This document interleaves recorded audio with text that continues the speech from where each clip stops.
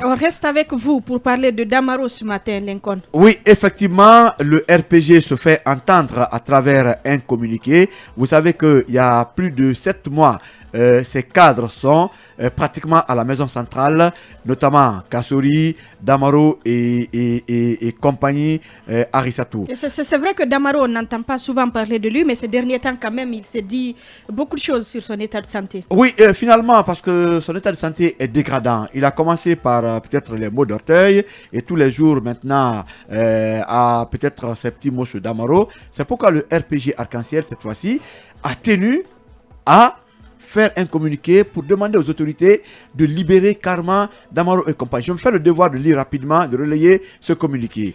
La direction nationale du parti, exprimant sa préoccupation sur la dégradation de l'état de santé du camarade honorable Ahmad Damaro Camara, membre du comité central et du bureau politique national, ex-président de l'Assemblée nationale de la 29e législature, en détention depuis plus de 7 mois à la maison centrale de Conakry, sollicite les mesures suivantes. 1. Son évacuation dans un centre hospitalier à l'étranger qui réunit les conditions appropriées pour son traitement. 2. Un examen bienveillant aux autres cas élargis à tous les détenus dont les paramètres nécessitent des évacuations afin de préserver leur santé, sans laquelle aucune issue n'est envisageable pour les procédures judiciaires en cours.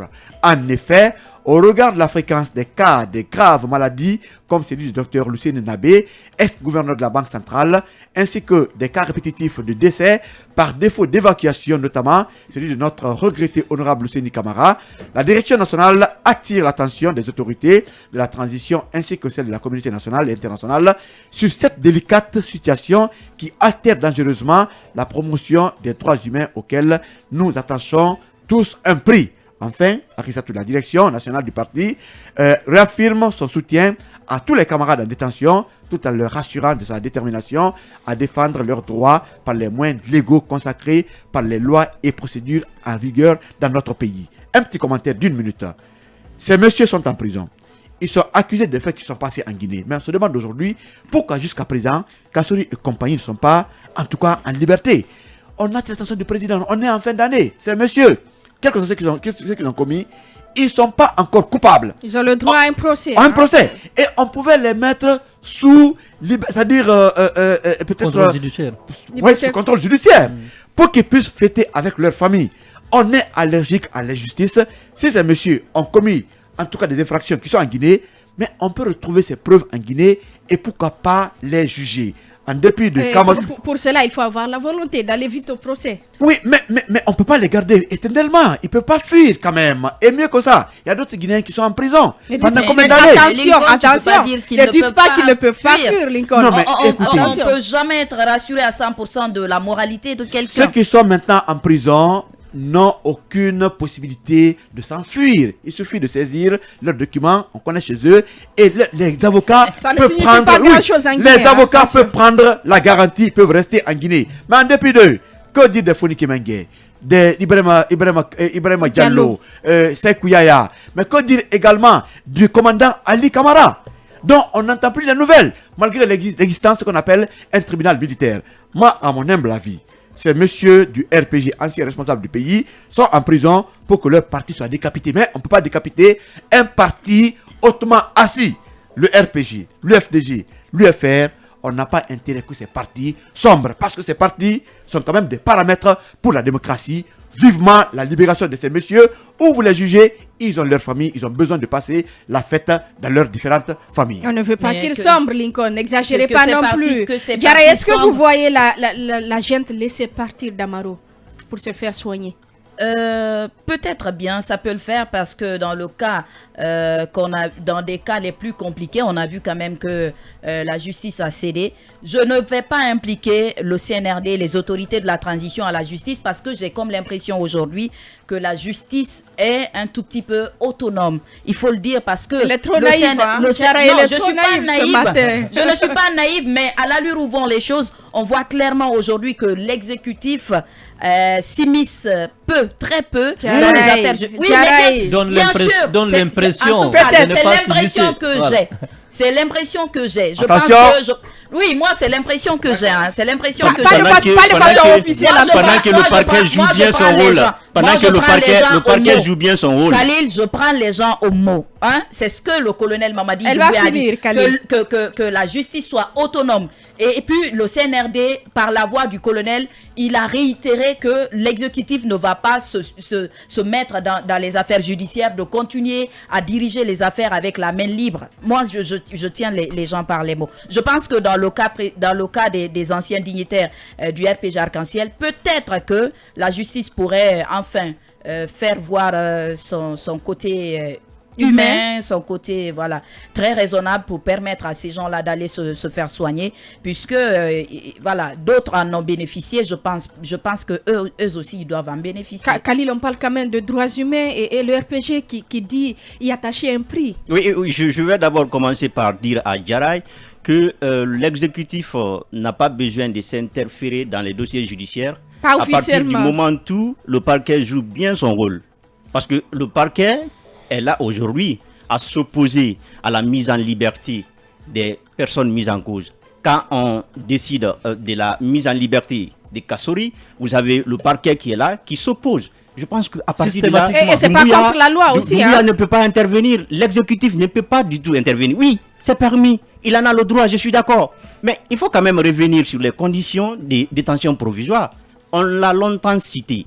Vous savez, au-delà des conditions prévues par l'article 235 du Code de procédure pénale, la condition de santé, c'est une condition nécessaire pour placer une personne en détention provisoire. Lorsqu'une personne a une santé qui n'est pas compatible avec sa détention provisoire, on n'a pas besoin de rappeler à la justice que cette personne-là ne doit pas être placée en détention provisoire. On parle de Damaro, qui se trouve aujourd'hui dans un état de santé dégradé. Mais comment vous voulez que la justice même arrive à le juger? Parce que vous ne pouvez même pas juger une personne malade. S'il n'est pas en bonne santé, Damaro, vous ne pouvez pas le juger. Donc il faut d'abord penser à sa santé. Il faut d'abord privilégier la santé. Parce que ça d'abord c'est le respect des droits humains. Vous l'avez rappelé. Quand on parle des droits humains, c'est avant tout la dignité de la personne humaine. Vous avez aussi l'intégrité physique et morale de la personne. Et quand vous parlez de l'intégrité physique, vous parlez de sa santé. Donc la santé, elle est nécessaire pour qu'enfin la justice intervienne. Même quand vous regardez des séries, allons quand même dans des séries, les États-Unis, lorsqu'une personne elle est à l'hôpital, la justice ne peut jamais intervenir. La justice attend jusqu'à ce que la personne se rétablisse. Mais ça, c'est dans des pays normaux. Non, oui. Mais il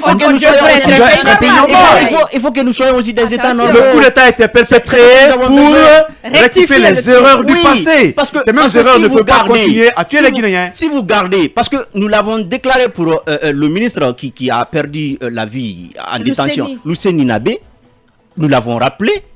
Nous avons rappelé aussi pour Rosé Bamba qui était dans un état très critique avec l'ancien président Alpha Condé, mais la justice n'a pas donné une bonne oreille. Et finalement, ces personnes-là ont perdu la vie. Donc aujourd'hui, on crie encore à la santé. On appelle même à un SOS pour ces personnes-là. Parce que si réellement la santé de Damaro n'est pas prise en compte, qui est aujourd'hui une personne avec un âge très avancé, et qui a des problèmes cardiaques, s'il meurt en prison, je ne le souhaite pas. S'il meurt en prison, est-ce qu'on va dire qu'on ne l'a pas fait exprès? Est-ce qu'on va dire qu'on ne l'a pas fait délibérément? Et puis, par exemple, il y a quand même un examen médical à faire au niveau de la prison. Quand vous êtes placé, parce que même quand on décide d'abord de votre placement en détention provisoire, il y a un examen médical que le mis en cause doit passer. C'est-à-dire vérifier réellement est-ce que vous êtes apte, compatible à la détention. Si ce n'est pas le cas, on vous libère. Donc quelqu'un aujourd'hui qui est en prison, si réellement le parquet n'est pas convaincu, qu'on le soumette à un examen. Oui, mais l'examen va prouver la nécessité. Il a déjà vu. Il a déjà vu un cardiologue le week-end selon le révélateur. Je ne parle. Est-ce que c'est suffisant? Mais vous savez qu'on a une infirmerie qui n'est pas équipée. Vous avez une infirmerie qui n'a pas tous les équipements nécessaires pour s'occuper des personnes malades. Qu'est-ce que vous voulez? Et même la prise en charge fait défaut. Hein. Oui. Ce sont ces personnes qui se prennent en charge. Et ce que je veux dire pour terminer, vous savez, dans notre pays, ce qui est déplorable, c'est d'abord le fait que les magistrats fassent de la détention provisoire un moyen de pression, un moyen de règlement des comptes. Parce qu'il faut comprendre que la liberté, elle est la règle. Et la détention, c'est l'exception.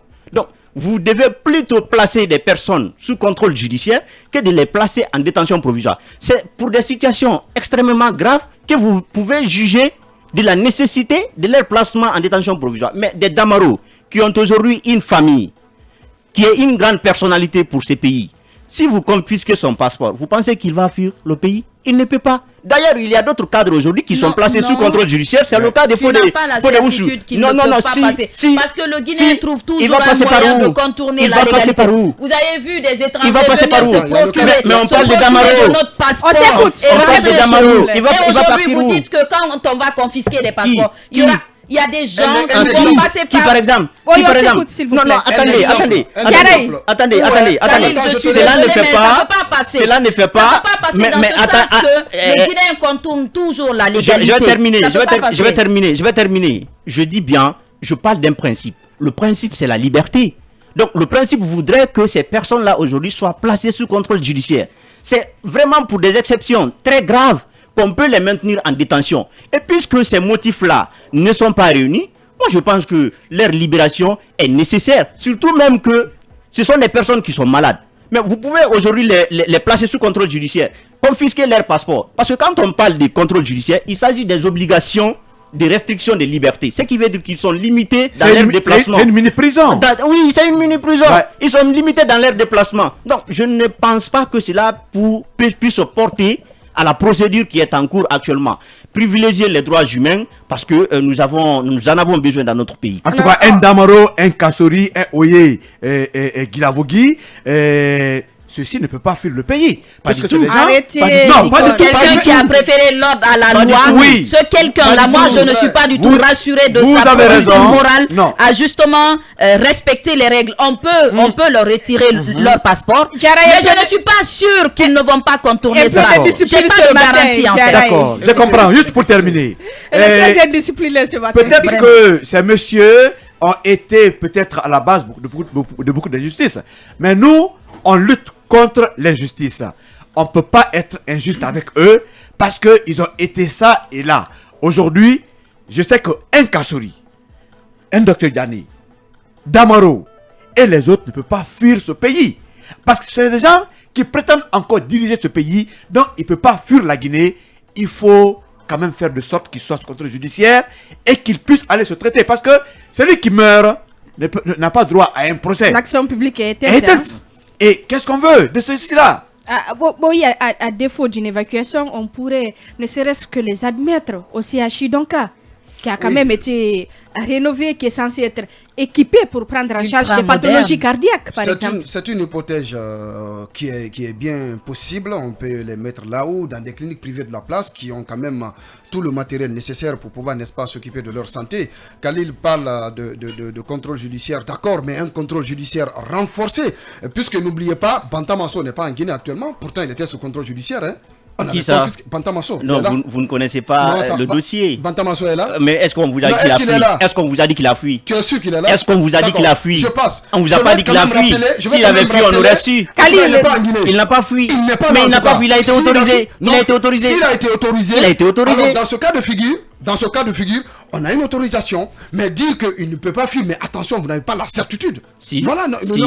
Khalil, vous laissez parler, s'il vous plaît. Ne soyez pas dans l'absolutisme, vous avez fini votre temps de parole, vous me donnez notre temps, ou bien on vous laisse parler. Allez-y. Voilà. Donc, ce que je veux rappeler quand même, c'est qu'aujourd'hui, Damaro, mentalement, il est préparé pour la prison. Parce que n'oubliez pas, sous la Première République et sous le CMRN, Damaro a fait la prison. Après le coup d'État avorté de 1985, il a été emprisonné, il a fait 3 ans de prison. Ce n'est qu'en 1988 que Damaro a été libéré après la visite du président Conte, paix à son âme, aux États-Unis. Et le père du président, le père Bush, avait en tout cas intercédé auprès du président Conte de libérer, n'est-ce pas, les détenus en prison. C'est dans cette ferveur que Damaro a pu avoir la liberté et sortir de prison. Nous sommes en 1988. Alors mentalement, c'est un personnage qui est présenté, qui est plutôt préparé pour la prison. Mais physiquement, quand je dis physiquement, cela renvoie à la santé. La santé ne peut pas prévenir. Et dans ce cas de figure, aujourd'hui, et lui et les autres co-détenus sont dans une situation de santé, en tout cas dégradante. Il faut quand même prendre cela en compte. De l'autre côté, vous avez vu le dialogue interguinéen qui vient de se terminer. L'une des conclusions, je rappelle, du dialogue interguinéen, c'est de permettre quand même à ces personnalités d'être sous contrôle judiciaire. Et cela va décrisper la situation. On va voir ce que cela ça va va permettre, donner. justement, cela va permettre à ce que les conclusions du dialogue soient, n'est-ce pas, en tout cas, appliquées à la lettre sur le terrain, c'est notre souhait. Mais que les conclusions du dialogue invitent les autorités de la transition, invitent la justice guinéenne à faire en sorte que ces personnalités soient libérées et mises sous le contrôle judiciaire, mais c'est le vœu de tout le monde. Puisque n'oubliez pas, vous ne pouvez juger une personne que lorsque cette personne est en bonne santé. Mais si sa santé est fragile, vous ne pouvez pas le juger. Je termine à Issatou. Les autres ont eu le temps de parler. Laissez-nous aussi placer notre mot. Donc, il est trop mesquin. Avec assez de contradictions. Avec assez de contradictions. Ce n'est pas une histoire d'être mesquin. Mais quand même, faites en sorte que dans ce studio, allez-y, les gens puissent avoir le même temps de parole. D'accord. Donc je termine. Donne des leçons ce matin. Non, allez, je ne donne pas de leçons. Allez, on accepte. Loin de moi. Donc je pense qu'aujourd'hui, les Damaro, les Kassori, les Oye Guilavogui, pardon, ce sont des personnalités qui souffrent le martyre. Ils sont en prison, ils sont privés de tout. Les familles aujourd'hui vivent, en tout cas, disons, c'est une onde de choc que ces familles vivent. Il faut quand même que la justice de ce côté essaie de se réveiller. Ali Touré, le procureur de la CRIEF, il est dans son droit chaque fois d'interjeter appel, mais à un moment donné, il faut quand même regarder la situation de santé de ces détenus. Ils ne peuvent pas fuir le pays. Maintenant, Khalil le disait que Gbantama est sorti sous autorisation, d'accord, mais quoi qu'on dise aujourd'hui, il n'est pas quand même dans ce pays. Il n'est pas quand même dans ce pays, c'est un fait. Jusqu'à preuve du contraire. Donc, encore une fois, on ne peut pas continuer à garder indéfiniment ces personnalités en prison. De surcroît, elles sont malades. Il faut faire en sorte d'accélérer le procès. Mais à défaut, mettez-les sous contrôle judiciaire. Puisque le dialogue interguinéen que vous avez voulu, en tout cas inclusif entre guillemets, est l'une des recommandations en tout cas de ce dialogue interguinéen, c'est de faire en sorte que ces personnalités puissent être sous contrôle judiciaire en attendant que leur procès ne soit en tout cas ouvert pour connaître ce qui se passe. Et puis, vous savez, le parquet, il a été... Quelques secondes. Pour terminer, il a été très malin avec la procédure concernant ces personnes. Il a d'abord opté pour la procédure de flagrance, où il avait le droit de les placer en détention provisoire. Maintenant, les personnes sont présentées devant le juge parce qu'il n'y a pas, la justice, il n'y a pas d'éléments complets pour procéder à leur jugement. Donc, il était obligé d'ouvrir, de requérir l'ouverture d'une, instruction au niveau du juge d'instruction. Donc, qu'est-ce qui se passe maintenant? Le juge d'instruction qui détermine, qui juge de la gravité des faits. Parce que quand vous prenez le code de procédure pénale, on dit les personnes peuvent être inculpées lorsqu'il y a des indices graves ou concordants, n'est-ce pas, attestant réellement que ces personnes-là ont participé à la commission de l'infraction. Mais ces juges d'instruction, étant bien, après avoir bien jugé de tout cela, décide de les mettre en liberté parce qu'il estime que la mise en liberté des personnes comme Damaro, Kassori n'entrave pas la procédure qui est en cours. Mais vous avez le procureur qui s'oppose. Eh bien, pourquoi? Vous trouvez comme garantie de confisquer les passeports, mais lequel des passeports on va confisquer? Parmi eux, il y a quand même ceux qui ont la double nationalité. On a vu ici l'ambassadeur des États-Unis faire se livrer en scandale pour justement aller voir Kassori. Donc, qu'est-ce qui vous prouve qu'il y a une garantie que si on confisquait leur passeport, ils n'allaient pas? Il y a beaucoup qui sont partis, qui ont supposé que leur passeport était quand même confisqué. Hein. Mais ils ne sont pas revenus. Kassori a une ambition présidentielle, il ne va pas fuir. On parle de Damaro, on parle de Kassori, on parle de Fonike et de tant d'autres. Mais que dire de tous ces anonymes qui sont dans nos prisons, qui sont déposés là et qui sont oubliés, qui n'ont même pas d'avocat? Oui, c'est juste triste pour notre pays, c'est triste pour notre justice, parce que la justice, elle doit être le socle, elle doit être le référentiel de base dans la gestion d'un État, pour que cet État puisse en tout cas aspirer à un développement, aspirer à un progrès. Donc la justice doit être vraiment son référentiel qui doit guider toutes les actions publiques dans un pays. Mais ce que nous constatons, c'est que cette justice-là, aujourd'hui, elle a du mal à s'exprimer, elle a du mal à être indépendante, elle a du mal à fonctionner normalement. Oui, on ne peut pas imputer tout cela au CNRD, c'est une histoire qui est vieille et c'est Et c'est un processus, justement. Alors, il faut quand même, au-delà des prisonniers VIP, des prisonniers qu'on peut assimiler à des super citoyens, qu'on se penche un peu sur la situation de ces anonymes. Je pense qu'il est important de rappeler qu'il n'y a pas que les Kassouri, que Damaro qui sont en prison, mais il y a également d'autres citoyens qui n'ont même pas d'avocat, qui n'ont pas, en tout cas, la voix au chapitre, qui n'ont pas des partis comme le RPG ou l'IFDG pour faire des communiqués, pour alerter sur leur situation. Et il est important, en tout cas, de penser à ces gens-là. Et je voudrais rapidement, sur le cas d'Amaro, si tu permets, dire que aujourd'hui, ce communiqué, ça peut être assimilé à une déclaration politique.